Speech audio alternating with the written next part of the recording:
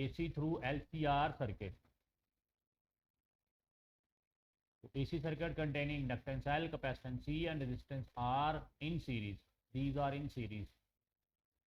By applied EMF कितना, E is equal to E naught sin omega t और V is equal to Vm sin omega t.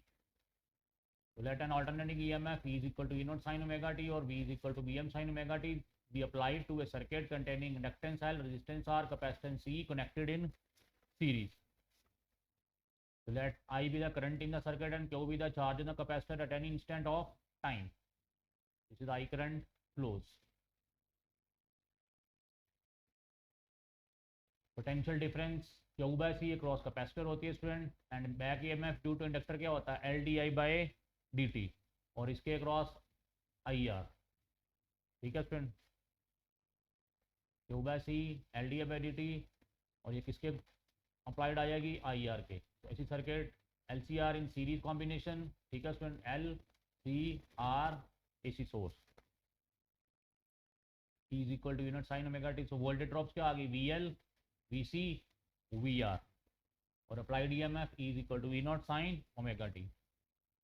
So these are the voltage drops across resistor, inductor and capacitor respectively. So in pure resistive, current and voltage are in phase. ये आपको पता है, current and voltage are in phase in case of pure resistor. In case of inductance, current क्या करता है, lags behind voltage by pi by 2. ये VL आ गया और ये I आ गया. ठीक है स्टूडेंट, करंट क्या कर रहा है, यहाँ पे लैग कर रहा है by phase angle pi by 2 in case of L inductor, and in capacitor current क्या करता है, lead by pi by 2. Okay हो गया स्टूडेंट, डायग्राम क्लियर होगी, फेजर डायग्राम. अब स्टूडेंट ये two vectors VL and VC के हैं, ऑपोजिट टू ईच अदर. दो वेक्टर्स अगर ऑपोजिट टू ईच अदर होंगे, ए वेक्टर इस तरफ है, बी वेक्टर इस तरफ है, तो रिजल्टेंट क्या होगा स्टूडेंट, ए माइनस बी. इसका मैग्नीट्यूड ज़्यादा होगा वो पहले लिखना है, ए माइनस बी. तो अब इसको इसकी डायरेक्शन चेंज कर दीजिए, क्या आ गई, माइनस बी सी, और रिजल्टेंट क्या आ जाना है, वी एल माइनस वी सी. अब ये V L minus V C और V L minus V C और वी आर, ये दोनों क्या स्टूडेंट आपस में परपेंडिकुलर. अब यहाँ पे रिजल्टेंट वोल्टेज क्या आएगी,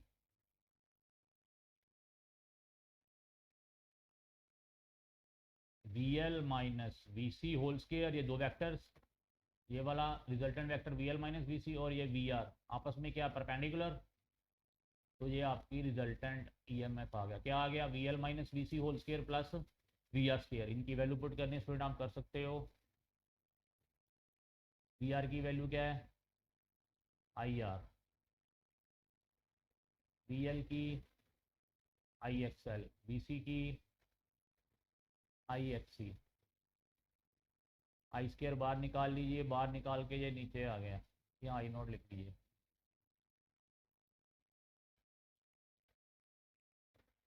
क्या आ गया, R square plus X L minus X C whole square. और ये क्या आ गया, total impedance offered by L C R circuit, X L minus X C. तो क्या फार्मूला आ गया, Z is equal to R square plus X L minus X C whole square. X L की वैल्यू पुट करनी है आप कर सकते हो एल ओमेगा, एक्स सी की वैल्यू पुट करनी है आप कर सकते हो 1 ओवर सी ओमेगा. ठीक है फ्रेंड, और ये आपका नेट इम्पीडेंस आ गया offered by L C R series circuit. और tan फाई स्टूडेंट क्या होगा, परपेंडिकुलर. परपेंडिकुलर यहाँ पे क्या था, V L minus V C और बेस क्या था, वी आर. यही था आपके डायग्राम, ये वी आर थी और ये क्या था, V L minus V C, और ये फेज एंगल आ गया फाई जो रिजल्टेंट ईएमएफ का आया. ठीक है स्टूडेंट, विद रिस्पेक्ट टू किसके, करंट के. और वी एल की वैल्यू पुट कर दीजिए, क्या वी एल की value, I X L, V C की value I X C, V R की value I R, I I cancel हो गए, क्या आ गया, X L minus X C over R. ये हमने फेज एंगल भी निकाल लिया यहाँ. ठीक है स्टूडेंट, हो गया. और फाई यहाँ से आप निकाल सकते हो, इसकी वैल्यू पुट करनी कर लीजिए, एक्सएल की एल ओमेगा, एक्सी की 1/c ओमेगा। ये V L minus V C था और ये करंट था, और ये क्या आ गया, फेज एंगल, और ये नेट ई एम एफ क्या है, ई, रिजल्टेंट ई एम एफ। तो रिजल्टेंट ई एम एफ और एंगल आई में, सॉरी करंट आई में कितना फेज आया, फॉर एग्जांपल फाई, ई की वैल्यू मैं आपको प्रूव कर चुका हूँ, V R square plus V L minus V C का होल स्केयर। ठीक है स्टूडेंट, बता चुका हूँ मैं कैसे आया। जो दोनों वेक्टर के हैं perpendicular, V R plus V L minus V C, ये दोनों V L minus V C and V R perpendicular हैं, तो रिजल्टेंट क्या आ जाएगा, V R square plus V L minus V C का होल स्केयर। वो किसके बराबर होगा, E M F applied E M F के। तो ई आ गया V R square plus V L minus V C whole square by perpendicular vectors. I क्या आ गया, ई ओवर ये आर स्केयर, यहाँ पे वैल्यू पुट कर दीजिए, वी आर की आई आर, वी एल की आई एक्स एल, वी सी की आई एक्स सी, और आपके पास ये आ जाएगा। ठीक है स्टूडेंट, आई कॉमन निकाल लिया हमने तो ये आ गया। तो ये क्या आ गया, I is equal to E by Z, Z क्या आ गया, R square plus X L minus X C whole square, net impedance offered by the L C R circuit. Value put करनी है कर सकते हो, एक्स एल की L omega, X C की 1/c ओमेगा। ठीक है स्टूडेंट, और ये voltage drop across resistor, voltage drop across capacitor, voltage drop across inductor, ये हम ऑलरेडी निकाल चुके हैं। और ये अप्लाइड सोर्स, और क्या आ गया, I is equal to E by Z. ठीक है स्टूडेंट, और ये हम ऑलरेडी प्रूव कर चुके हैं, ये अब डेरिवेशन आपको यहाँ से ये करने की ज़रूरत नहीं है। ठीक है स्टूडेंट, अब यहाँ पे फेज एंगल प्लस माइनस आना, हमें नहीं पता ये लैग कर रहा है कि लीड कर रहा है। ठीक है student, I is equal to क्या था, I naught sine omega T, यहाँ पे क्या आना प्लस माइनस, और आई नॉट की वैल्यू क्या है, V naught E naught over Z sine omega T plus minus five. Student ये डिपेंड करेगा आर एल और सी के मैग्नीट्यूड्स के ऊपर कि ये फेज एंगल लैग करेगा कि यहाँ पे लीड करेगा। ठीक है स्टूडेंट, ये आप सारे डेरिवेशन कर चुके हो। अब स्टूडेंट ये स्पेशल केसेस हैं, कह रहा है when XL is greater than XC. Student ये एक्सएल ग्रेटर देन एक्सी होगा तो tan फाई क्या होगा, पॉजिटिव, फाई क्या होगा, पॉजिटिव होगा।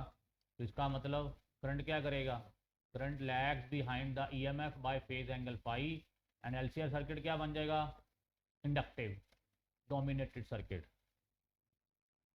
इंडक्टिव में करंट क्या करता है, लैग करता है ना। अगर एक्सएल का मैग्नीट्यूड कम हो जाएगा एक्सी से, ये बढ़ जाएगा, तो फाई का आ जाएगा नेगेटिव, tan फाई नेगेटिव आ गया, फाई नेगेटिव आ गया, और करंट क्या करेगा, लीड करेगा, क्योंकि वो कैपेसिटिव सर्किट बन गया, कैपेसिटिव डोमिनेटेड सर्किट बन गया। कैपेसिटिव डोमिनेटेड सर्किट में करंट क्या करता है, लीड करता है by phase angle phi. LCR circuit आपका क्या बन जाएगा, capacitive dominated circuit.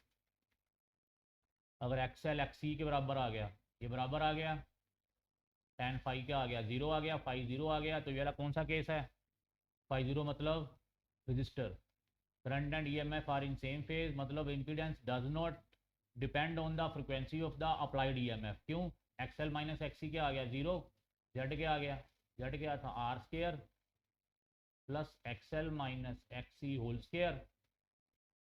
XL XC के बराबर है, ये वाला पार्ट क्या हो गया, जीरो, आर स्केयर का अंडर रूट क्या आ गया, आर, जेड क्या बन गया, आर, आपका टोटल एलसीआर सर्किट क्या बन गया, रजिस्टिव सर्किट, क्या बन गया है, रजिस्टिव सर्किट। और यहाँ पे ओमेगा है ही नहीं, इसका मतलब जो इम्पीडेंस आया वो फ्रिक्वेंसी के ऊपर डिपेंड नहीं कर रहा in case of XL is equal to XC.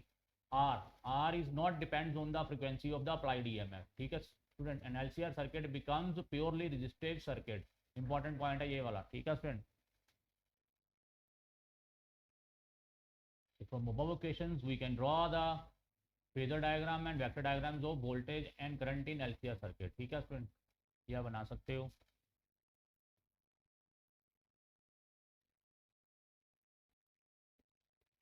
ठीक है स्टूडेंट, ये वी आर था, ये V L minus V C था, और ये क्या आ गया, V R square minus V L minus V C का होल स्केयर का under root, phase angle phi. ये हम ऑलरेडी प्रूव कर चुके हैं, ये जेड की वैल्यू है, R square minus XL minus XC whole square. और हम ऑलरेडी प्रूव कर चुके हैं आई एम क्या है, ई एम ओवर जेड, और ये जेड की वैल्यू। और यहाँ देखो स्टूडेंट, जेड अब ओमेगा के ऊपर डिपेंड कर रहा है। एलसीआर सर्किट में जो इम्पीडेंस है वो फ्रिक्वेंसी के ऊपर डिपेंड करेगा, लेकिन अगर XL is equal to XC हो जाएंगे तो जो जेड है वो क्या बन जाएगा, आर, और आर फ्रिक्वेंसी के ऊपर डिपेंड नहीं करता। एक्सएल एंड एक्सी फ्रिक्वेंसी के ऊपर डिपेंड करते हैं। ठीक है स्टूडेंट, इंपॉर्टेंट पॉइंट है ये वाला। तो ये आपका इम्पीडेंस आ गया, करंट डिफरेंस आ गया, ये आप हमने प्रूव कर दिया already. tan phi is equal to XL minus XC over R. And student ये आपका आर्टिकल ओवर हो गया है। तो नेक्स्ट टॉपिक हम नेक्स्ट लेक्चर में डिस्कस करेंगे। थैंक्स।